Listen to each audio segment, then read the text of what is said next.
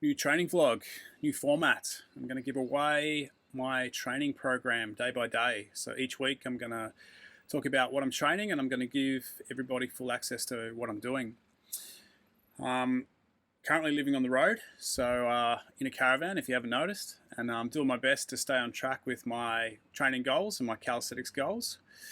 My partner and I are currently in Perth in Western Australia, and we're going to be here for a few weeks. We've got a bit of trouble with the truck, but anyway, I'm lucky to have a mate here, Jordan, and we decided to get together on Sunday and do a training session. So we were both working on our own handstand training, but it was nice to sort of get together. We went down to the Cottesloe Civic Center, which had some very impressive gardens and a great little place to train. So I hope you enjoy this session. So today I was working on my press handstand and pancake mobility. Okay, so I kicked it off with a warm-up. My warm-up consisted of about 5 to 10 minutes, a little bit of wrist prep. Just play with lots of different wrist positions, hand positions, and just try to find the tight areas and try to loosen them off. So stretching the fingers, wrist flexion, wrist extension, just playing with different angles and just sort of feeling how the wrists and forearms feel today before I go into handstands. This makes a huge difference to my handstands, so I always put wrist mobility at the start of every single handstand session, which is often at the moment. I took a rest day on Saturday and the wrist and hands were feeling pretty good at the start of this session. Okay, so then I moved into what I like to call a Pike stretch standing moonwalk, just doing alternating reps of straightening one leg while I'm in a Pike sort of shape. This is a great way to loosen up the hamstrings. We need good hamstring mobility for our kick up to handstand, being able to keep those legs straight. And obviously I'm also working on pancake mobility today, so warming up the hamstrings, preparing them for all of the lovely pancake stretches in today's session. The moonwalk is a new exercise to me. I find it quite useful for warming up the hamstrings, and it's just sort of another way to assess how tight I'm feeling. I did a leg session on Friday, so 2 days before this session, but it's pretty quad dominant, the leg session. So my quads were still a little sore, but my hamstrings felt pretty good today, so loosened them up and got them ready to go. Then into the main part of the warm-up. So I'm doing 10 alternating Chinese hip grinders. I find these a nice rotational stretch on the obliques, which is one area I'm going to be training today with the pancake mobility. I'll get to that in a minute. I also find the hip grinders are a nice sort of capsule warm-up for the hips. So during the rotation, the twist and reach, the hips are moving through both internal and external rotation depending on which side you're facing. So I find that a great way to warm up the hips and prep the hips for press to handstand. I then move into some seated hip internal rotations. The hip rotation is important for the press to handstand. The hips are going to go through rotation as the legs are coming up and down, passing through that straddle position. So my hip internal rotation definitely needs some work. So I plan to keep progressing with hip internal rotation movements and stretches in the future blocks. I then move to some diaphragm stretching, so it's like a twisting and breathing exercise. If you haven't noticed, I have a slight twist in my handstand.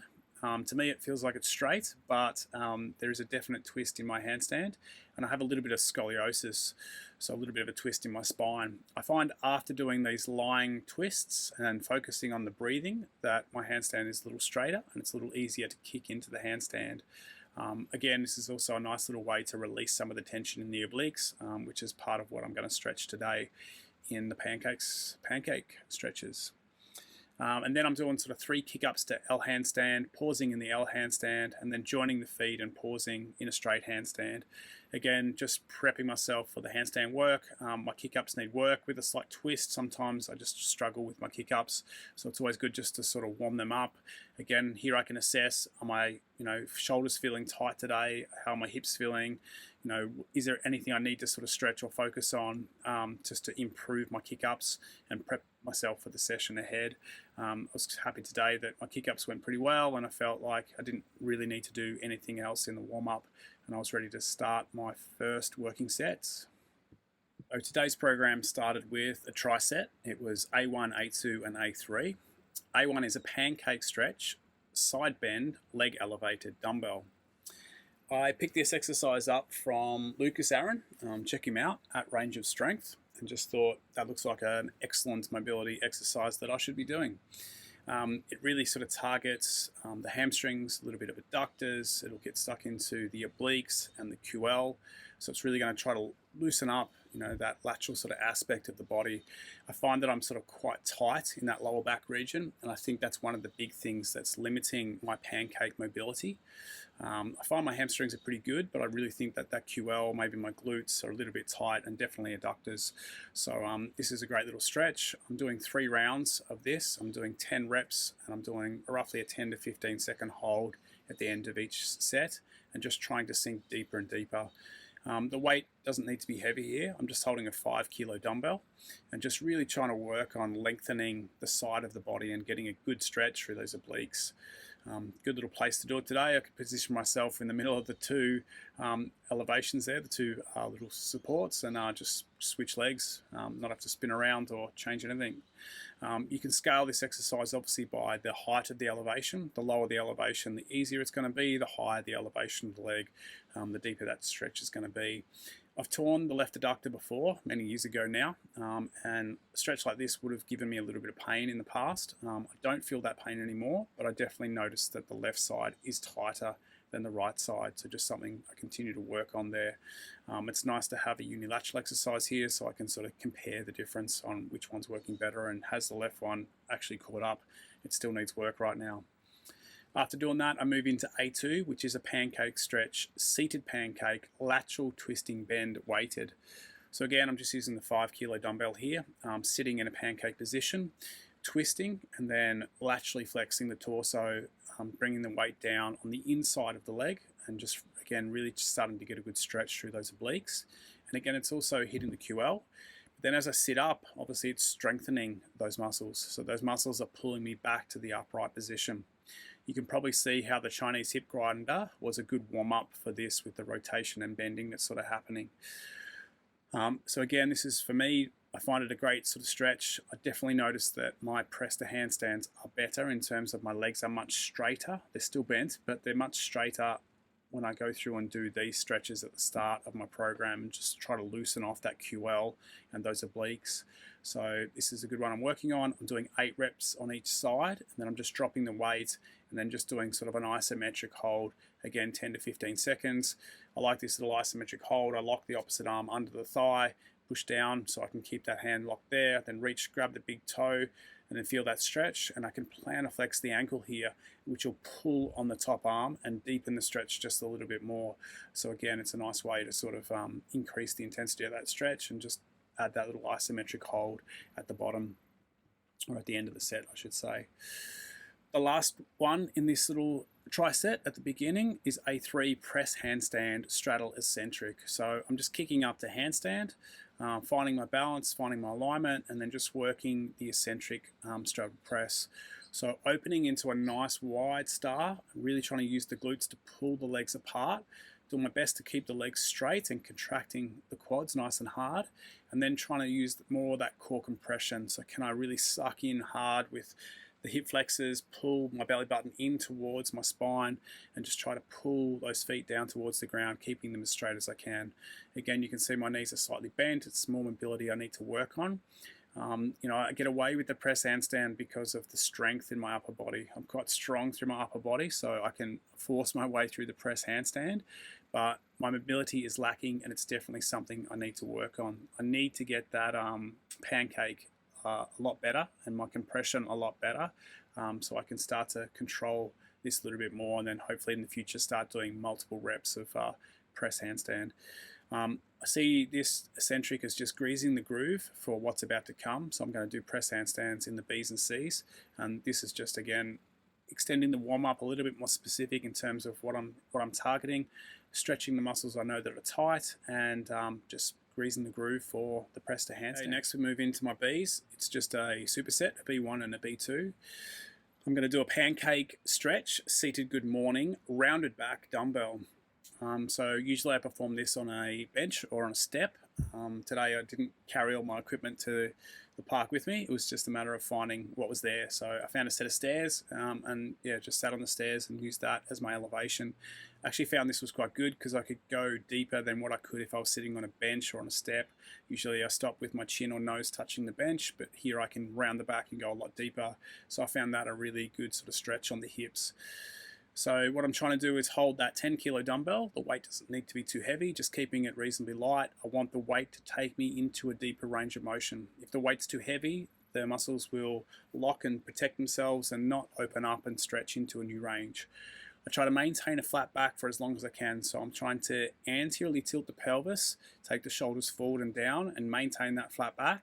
When I get to the point where I can't maintain the flat back, I'm going to allow the spine to round and just sink into a nice deep stretch there. So lengthening out that posterior chain.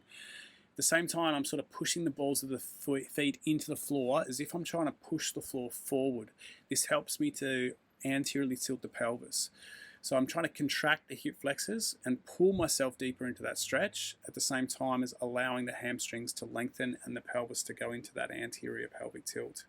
Once I reach the bottom position, touching the elbows to the step or going as deep as I can, I try to reverse that movement. So flattening the back first, so unrounding and then sitting back up again and then going into the next rep. I'm doing 10 reps here and then just doing a 10-second isometric hold on that last rep just to sink a little bit deeper into that stretch. You can see how this could be beneficial for the press to handstand. It's very much getting, the same sort of pattern or the same sort of body shape there and just lengthening that posterior chain. A lot of people talk about how the seated good morning is a really good stretch for the pancake and a really good way to learn how to tilt the pelvis, that anterior pelvic tilt. So it's 5 sets, 10 reps, 10-second holds, and that's supersetted with the press to handstand. I'm just doing 5 sets of 1 rep here. I'm using a slider. I'm just starting in a front leaning rest position and then just pulling myself into that pike position and really focusing on trying not to lean the shoulders too far forward, but again, my mobility needs some work. You can see my legs sort of stay straight until the feet lift off the ground. So while I've got tension there, I can keep them straight. But then as soon as I lift off the ground, the knees want to bend just a little bit. I'm focusing on pressing up to the straddle position or as close to the straddle. The legs are sometimes a little bit high and then pausing and holding that straddle. This is the chance to open the shoulders and really get the alignment correct and find that straddle handstand. If I get a nice solid straddle position, then it's just really easy to bring the legs together, open the hips and find the straight handstand. If I rush through the straddle, then the balance can be off and I'm more likely to fall out of the position. But it's just good to be able to pause and take the time to open the shoulders in the straddle and show that you've got good control in that press. So then after the straddle, bring the legs together, try to open the shoulders, try to find that straight alignment, spend a little bit of time here, and then I work back through the eccentric. So opening the legs nice and wide, trying to open the hips, using the glutes to pull the legs apart as much as I can, coming back down to the straddle, and then slow as I can, trying to control it back down. Some reps are better than others. If I rush, I sometimes lose that balance, and I've really got to be mindful and really focus on what I'm trying to do in that eccentric. Not take the shoulders too far forward, make sure the hips are being pushed back, trying to squeeze my quads and keep my legs as straight as I can, trying to use the hip flexors to pull the legs in towards the torso. There's so much going on here, so much to think about it, and if I miss one little thing, then the press handstand eccentric will be much faster and not as well controlled. Today was quite happy with this. Sometimes it takes me a while to do 5 reps because if I fail a rep, I don't count it. I'll rest and I'll try again. Today I think I only did maybe 7 attempts all up, so there were two failed reps in this first set, and that was probably about it. Okay, so the C's for today's session was another superset, a C1 and C2. C1 is a pancake stretch, seated pancake forward pulses to target. So I've been loosening off the obliques and the QLs in the A's and a little bit in the B's, and also targeting the hamstrings there. But now I'm just going to be seated on the floor, straddle position, and just be working, my pancake. You can see that I'm pretty tight. I could be a lot better than this, or I should be a lot better than this, but it's come a very long way. After years of doing marathons and triathlons and really tightening up a lot of muscles in that sort of short range of cyclic activity, I've had to work hard to get any sort of range of motion through my hips. So it's come a long way. It's got a long way to go, and it's just one of those things. You've got to practice it. So here it is. This is me just working purely on the pancake using pulsing. It's a little bit like ballistic stretching to try and push myself deeper into the stretch there. The quads are a little bit sore today after the leg session 2 days previously. I'm usually a little bit better at keeping the legs straighter than this, but yeah, just felt it today. But yeah, the pulses are there, and then at the end I just try to do sort of a 10 to 15 second hold on that last rep and just get as low as I possibly can in that pancake position. I superset this with press handstand. So I've done 5 sets of press handstand in B2. I'm going to do 5 more sets in C2. There's only 1 rep here, so you've got to start to put in a lot more work to be able to get good at this sort of stuff. So I'm trying to do 10 sets in this session, so 10 sets of 1 rep, pressing to handstand, holding the straddle, bringing legs together, and then slowly working on the eccentric. And again, just trying to keep those legs as straight as I can. These sets today were pretty good. I don't think I missed any of these last 5. I was a little bit fast on a couple of the eccentrics, just out of position a little bit. But yeah, I've definitely got the strength for the press handstand and just got to keep working on that mobility. The goal would be able to do 5 repetitions eventually. So at the moment I'm just playing with singles, and I know once the mobility improves, it's going to make the exercise significantly easier, just because of the less force put into the shoulders of me leaning forward and just having better control, being able to keep those feet closer to the torso, shortening the lever lengths and making good improvement there.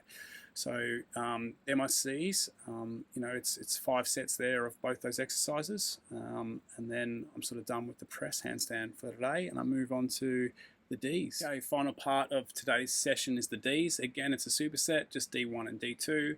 I usually work through this pretty quickly, just switching backwards and forwards between the 2 exercises. So I've got a middle splits push-up, so just walking out into a nice wide sort of middle split stance, putting the hands on the floor, and then just working sort of push-ups. They're a little bit of an awkward push-up. You feel a little bit sort of stuck and tight to the shoulders just because of the pattern of where it is. But the idea is to sort of focus again on the anterior tilting of the pelvis. So as I lower the chest down towards the floor, I'm busy trying to arch the back and point the tailbone towards the sky as much as I can. And I really feel that this sort of gets stuck into those adductors of mine that are obviously a little bit tight. So it's just opening up those adductors a little bit more.